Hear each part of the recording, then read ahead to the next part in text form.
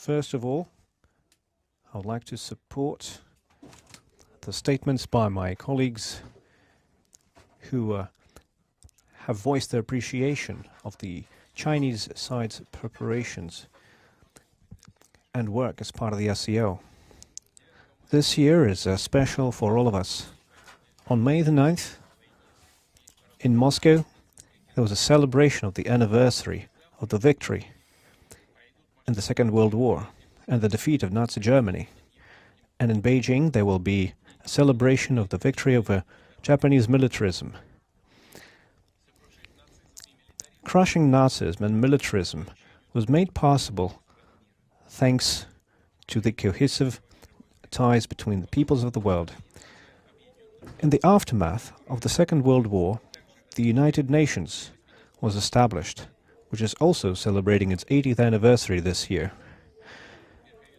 Its charter incorporated the principles of the supremacy of international law, the self-determination of peoples, sovereign equality of states, non-interference into the domestic affairs of countries, independence, and respect for national interests. These principles are immutable up to this day, and it is on these principles that the Shanghai Cooperation Organization bases its work, adhering to the ideas of a multipolar world and a fair international order. A substantial package of documents has been prepared for the summit. The Tianjin Declaration, the key document, incorporates coordinated approaches of the countries on regional and international agendas.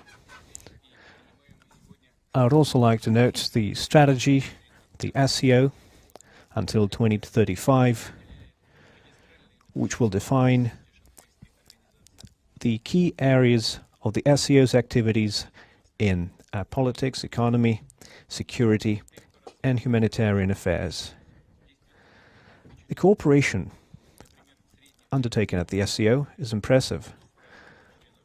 The GDP growth has been over 5%.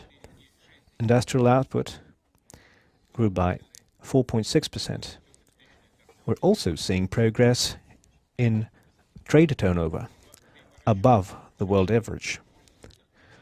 We're seeing increasing use of national currencies in trade.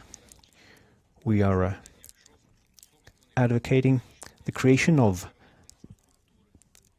an independent settlement and financial infrastructure, the implementation of new banking and investment projects, which will allow us to increase the efficiency of our trade and make us secure against external challenges and shocks. A competitive transport infrastructure is emerging. Car and rail transport, as well as multimodal shipments, are on the rise. Customs cooperation is ongoing, and electronic document flow is being implemented in various sectors. The strategy of energy cooperation until 2035, adopted last year, is being actively implemented. The roadmap, adopted as part of the strategy, will ensure coordinated and balanced activities in the energy sector across the SCO space. As many of my colleagues have already noted, our ties in science and education are developing too, as well as in healthcare, environmental protection, sports and youth initiatives. The SCO University, bringing together 77 universities from our countries, is holding regular events, including meetings of university rectors, presidents, students, postgraduates, and teachers. Our organization is progressively advancing the solution of many pressing international issues and is serving as a locomotive in advancing true multilaterality.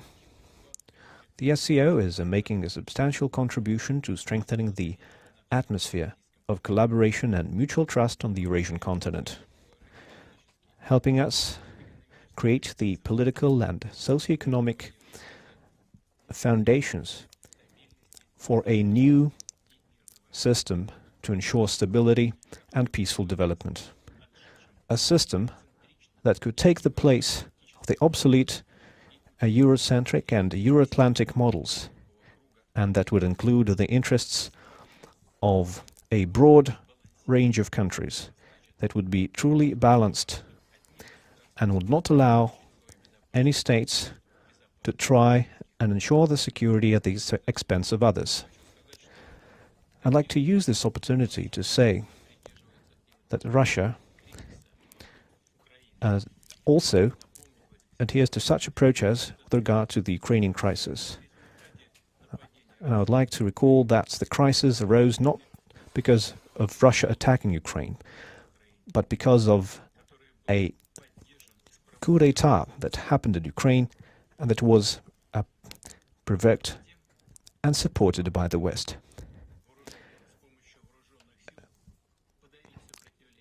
which was followed by an attempt to use armed force to suppress the resistance of those parts of Ukraine that did not support the results of that coup.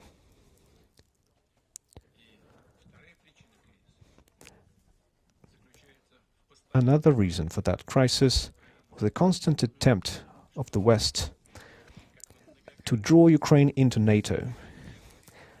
As we emphasized many times over many years, this is a direct threat to Russia's security. By the way, after the Ukrainian coup in 2014, the Ukrainian leadership that did not support Ukraine's accession to NATO was removed. In this regard, we value the proposals of China and India and other strategic partners that are aspiring to promote a resolution to the Ukrainian crisis. The recent summit between Russia and the United States in Alaska is, I hope, another step in this direction, opening a road to peace in Ukraine. During the bilateral meetings planned for today and tomorrow, I will certainly provide a detailed information about the results of those talks at Alaska. By the way, during the lunch that we had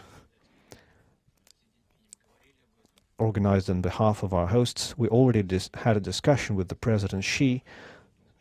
The work is underway, and I informed him about the agreements reached with the President of the United States.